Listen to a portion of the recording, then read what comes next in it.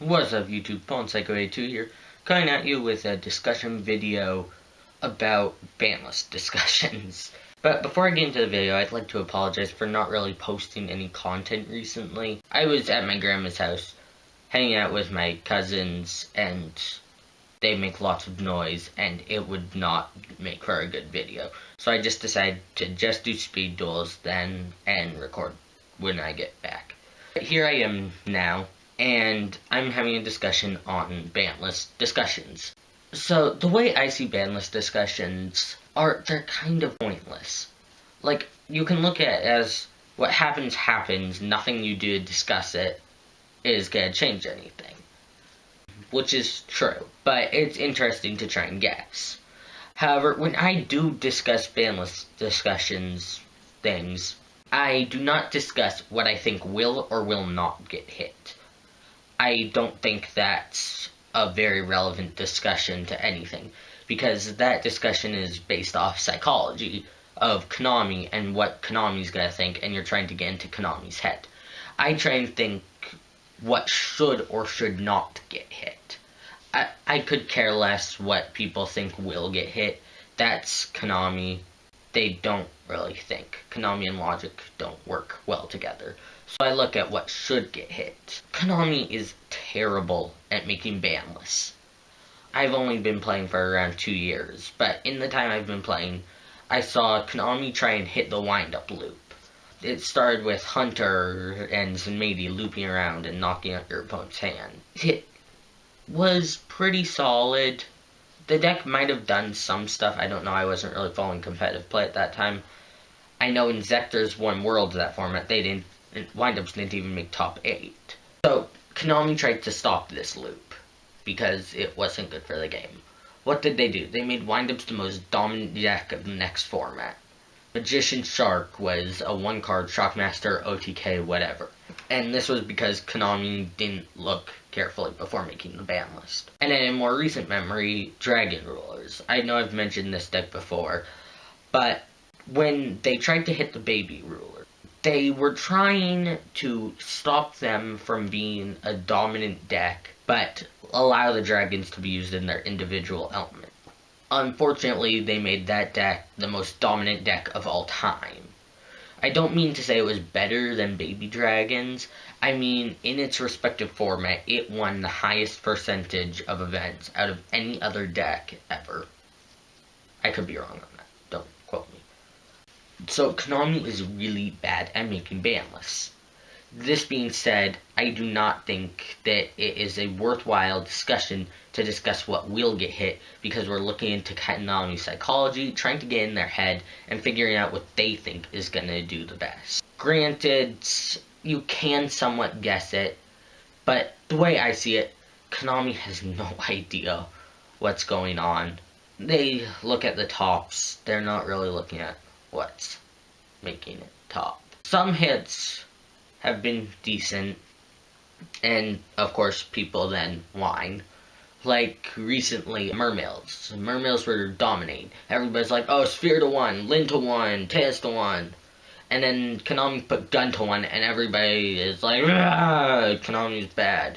That was actually a good hit, because Gun is the combo playmaker, and I do think they should have been hit harder.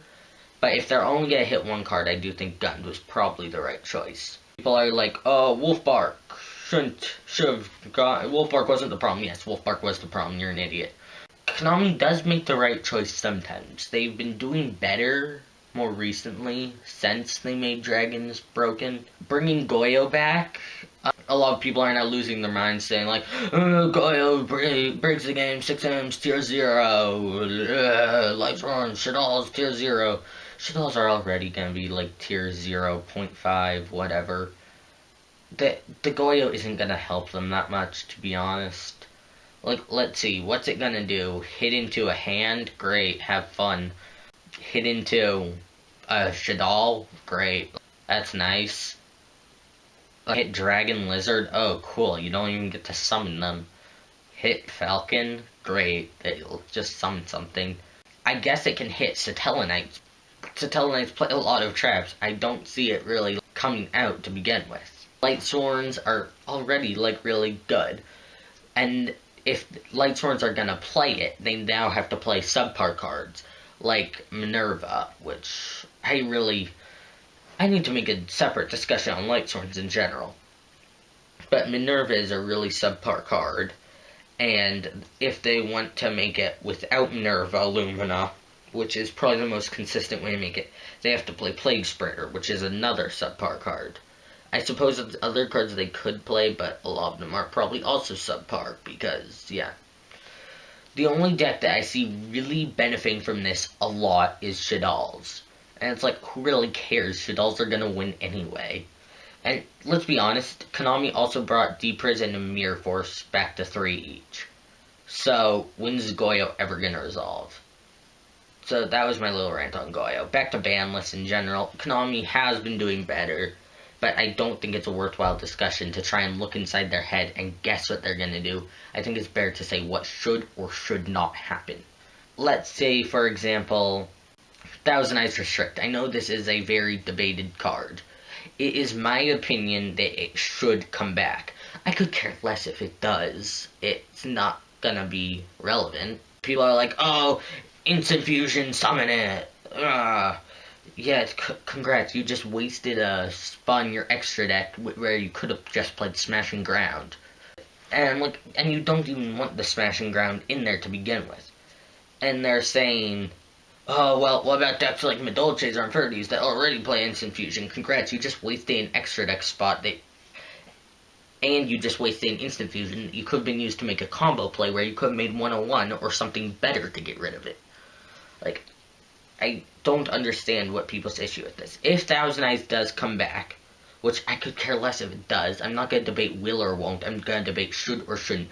The only deck I see seriously benefiting from it is Piper Chaos. And let's be honest, when was the last time we saw Piper Chaos top? Or Piper Control or whatever?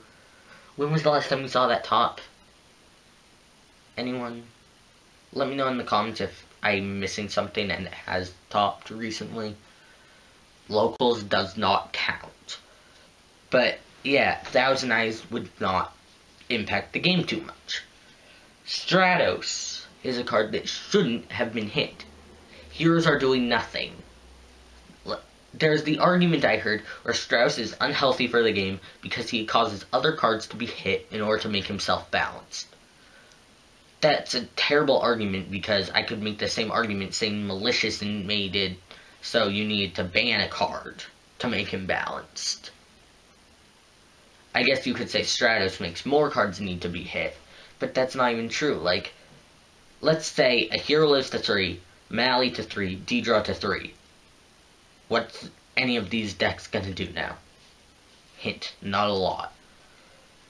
Like, I guess now you can Rhoda for a Mally. Congrats. You still lose. This is what I'm talking about. It's when you're discussing ban lists, you should be discussing should or should not. Will or will not is psychology, and you shouldn't be trying to pass it off as logical arguments. So that's my little rant for today. I'm sorry if I went off topic at times. I hope you guys enjoyed the video. Like, comment, subscribe. Peace out. Fallen Psycho A2 is sign out.